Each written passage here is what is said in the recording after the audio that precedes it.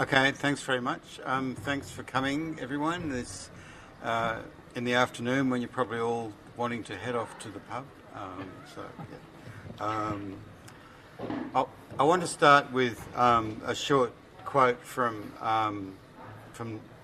Norbert Elias. This is from a paper titled Technisation and Civilization.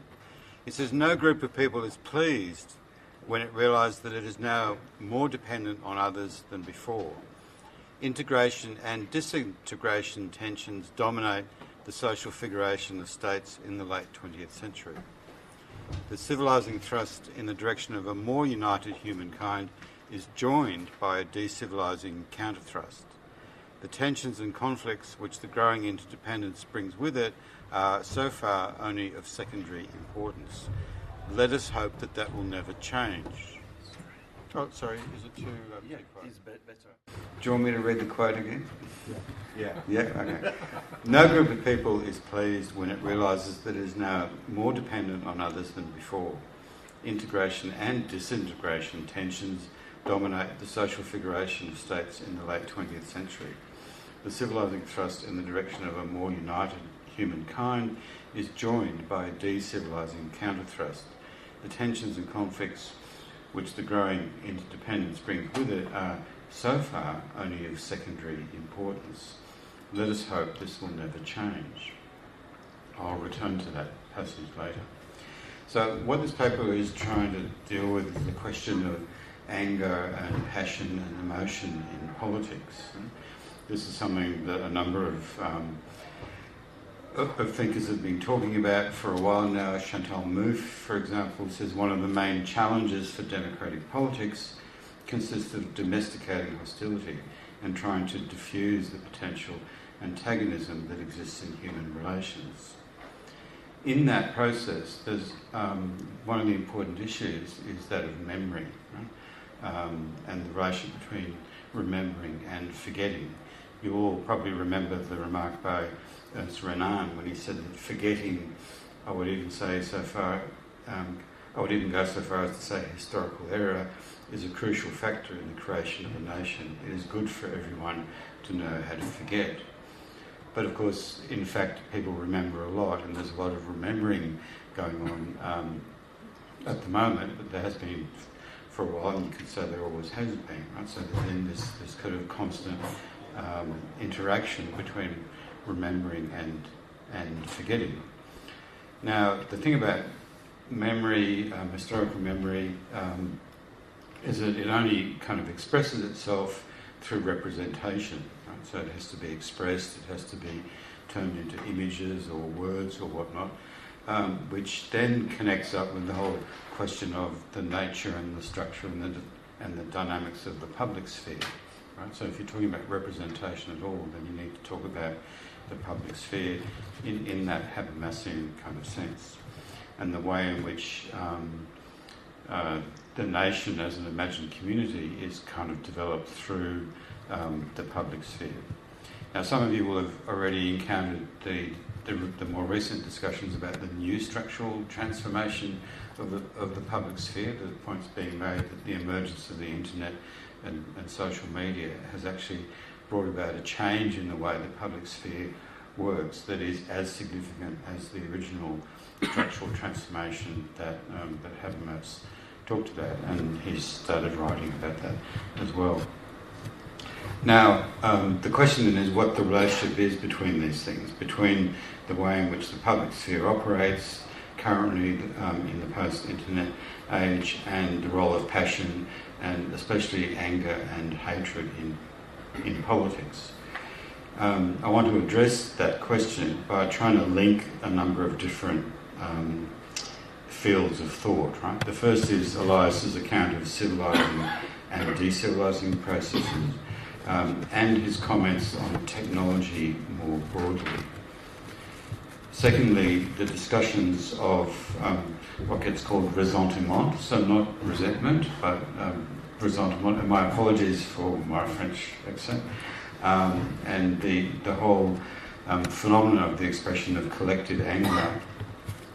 One of the main kind of works that's looked at that kind of recently is is Mishra's book, The Age of Anger. I don't know how many of you have looked at that, but he uses that concept a lot to try and explain the role of anger in politics today.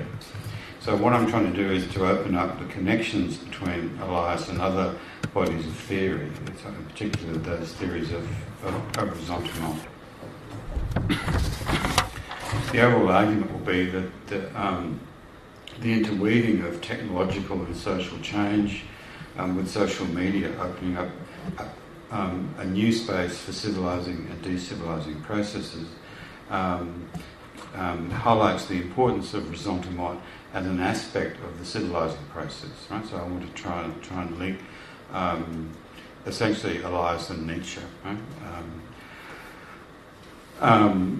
Because one of the things that Elias comments on is the way in which democracy and functional democratisation, that one of its characteristics is it raises new tasks for everyone involved in those processes. So he says all democratisation requires a strengthening of self-constraint. So in a way, democratisation is a central part of the civilising processes. And he talks about how difficult that can be and how problematic it can be. And so he says chains of interdependence become more differentiated and grow longer. Consequently, they become more opaque, and for any single individual or group, more uncontrollable.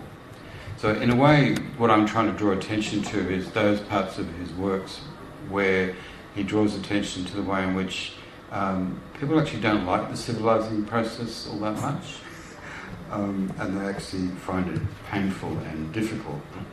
And that's not something that's really emphasised enough, I think, in the way we approach his work. So it draws attention to the problematic aspects of the lengthening chains of interdependence and the importance of the accompaniment of processes of integration with de-integration. It's mostly in his later work, in The Germans, for example, where he talks about that. So one of the kind of barriers that I've seen to that being part of people's understanding of Elias is that people don't necessarily read that book. If you focus on the civilising process and that early work, then you never really. I mean, although there are traces of that kind of argument in that book, it's really only in that later writing that he starts to talk about that. For example, in this essay on technology, in a sense, he's always been interested in technology in a sense, in that he's interested in social technology. But in the court society, for example, he attends to the physical architecture of the court and insists on the importance of physical arrangements in structuring social relations. So for him, figurations will always include non-human elements. For him, military technology was always clearly central to competition and struggles between survival units to the state formation process and the civilising process itself. So the state's monopolisation of violence is all about the civilisation of the technology of violence, and technology then plays a central role in the civilising process. Now, in this essay, he focuses on what happens when the motor vehicle and the aeroplane appear. Right? And he says what happened with both those technological developments was that they demanded increased discipline among the participants and a different kind of self-regulation. Right? There wasn't a kind of cause and effect relationship, so he says technisation already demanded a relatively high degree of civilised self-regulation, so that a technological habitus actually needs some kind of prefiguration or preparation, some kind of fertile ground for that particular technological development. The kind of problems that they raised was that of regulating speed, motor vehicle mortality, traffic, later seatbelts. Some of you will be old enough to remember when the introduction of seatbelts was a big thing. At the moment, it's texting while you're driving. which is being dealt with through technology, through cameras that will capture you doing it. So it says that the introduction of new technology tends to become a civilizing problem, and the construction and development of a societal technological habitus. So it says the social standard of regulation is ineffective if it is not translated into individual self-regulation. Individual self-regulation by the driver remains undirected and dangerous if it is not directed towards socially standard regulations which all drivers share. He also points, though, I should add as an aside too, that there's often a problem of lag between the requirements of new technology and people's capacity to respond to it and their ability to absorb it into their habitus and their everyday practice and so on. So there's always this kind of gap between what's required of a new kind of technology and the way human beings adjust to that. And the motor car would be an example of that. But another one would be, say mobile phones, right? They require new forms of social interaction and new forms of self-regulation that we're actually only slowly adjusting to. Now, I mentioned the Germans, and one of the issues in that is the question of nationalism. And Helmut's talked about national identity and national habitus, but the general point that's made in all that discussion is the linkage of the value attached to a nation to personal self-worth, right? So the way people see themselves is linked to the way they feel about the nation that they're a part of, and that any kind of harm or insult that's perceived as being attached to the nation tends to get perceived as one that's attached to individuals personally, right? So he says the central question in analysing the civilised barbarism of the Hitler period was how the fortunes of the nation over the centuries became sedimented into the habitus of its individual members. So that's really important highlighting of the importance of national identity and nationalism to the way in which people perceive themselves, the kind of people they feel themselves to be, and so on and so forth. I won't go into details of what he says about that particular trajectory of the German nation, because you probably all know that. What has all of that got to do with ressentiment, with that emotion? I'll just say a little bit about what that concept is meant to capture. What makes it different from resentment is that it's trying to capture what happens when resentment fails, right? When a sense of revenge for some insult or injury or harm is powerless, right? Isn't able to be expressed to the bearer's satisfaction. One way of describing it that I quite like is by René Girard, who says, like a wave over a rock, the desire for revenge shatters against the triumphant other and flows back towards the subject, who is left to become continuously submerged in ressentiment. One of the more useful kind of expressions that I've come across to kind of capture what's going on is Wendy Brown's concept of wounded attachments. I don't know how many of you have looked at that. I actually think a better way of putting it is attachment to wounds, right? So it's the way in which being injured, being harmed, being wounded becomes actually part of one's sense of self and drives the way in which you respond to a whole range of things out of proportion to the original injury or insult, taking on a life of its own, if you like. Much of the literature will emphasise the way in which ressentiment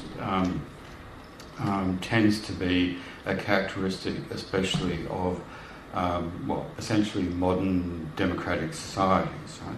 So they'll basically riff on de Tocqueville's point, right? That if you have a society where equality is regarded as a possibility and in fact a desirable objective, then the fact that that will be contradicted by real inequalities will always be a cause of concern, of distress, of ressentiment. Right?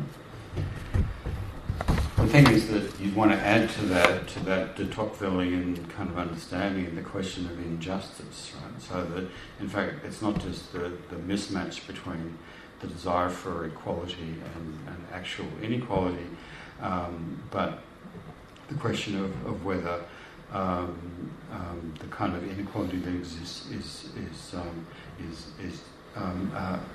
a legitimate one and a just one, right? Now, there's a relationship between those kind of understandings of ressentiment and nationalism, in the sense that there's often a driver of nationalist sentiment. There's a point in Elias where he cites Napoleon making a declaration to soldiers. He says, "Soldiers, you are undertaking a conquest with incalculable consequences for civilization." And that's where he leaves it, and we all know that quote. The thing is, I looked up the actual quote, and it goes on, right? So he says, "Incalculable consequences for civilization and world trade. You are about to inflict upon England the most certain and telling blow she can suffer, until the day comes when you can deliver the blow that finishes her off." Now, I think that really highlights an issue in the way Elias presented the civilizing process, that aspect of national difference, national conflict, tended to be underplayed in his own writing. Right? He didn't really emphasise that. And the fact that he split the quote actually is a manifestation of that. He talks, you'll all know that he talks about the difference between the concept of Kultur and civilization, and Kultur was a concept that was more dominant within Germany. But there's a lot more that can be said about it, and about the way in which the concept of culture or Kultur is an expression of a certain kind of ressentiment against what civilization is all about. I'm probably running out of time. Is that 5 minutes to go? Very good. Okay. So what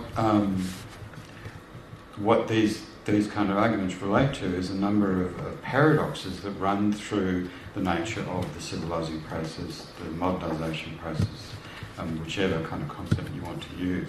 There's always a discrepancy between the promises of democracy and what it's capable of delivering for people's everyday lives. So there's always the problem of the sheer impossibility of making America great again, which is always a perfect breeding ground for ressentiment at the national level. The whole understanding of what national identity means is, we don't emphasise enough about how it's different from other nations and in fact superior and so on. There's a real problem of the way in which we think about inequality, because for me, Elias underestimates people's attachment to inequality as well as tolerance for existing inequality. Right? So there's this assumption that what everyone wants was to increase equality, but I think in fact most of us don't. If I was to try and I suppose what most of us are attached to is the idea of increasing equality for us, right, for ourselves.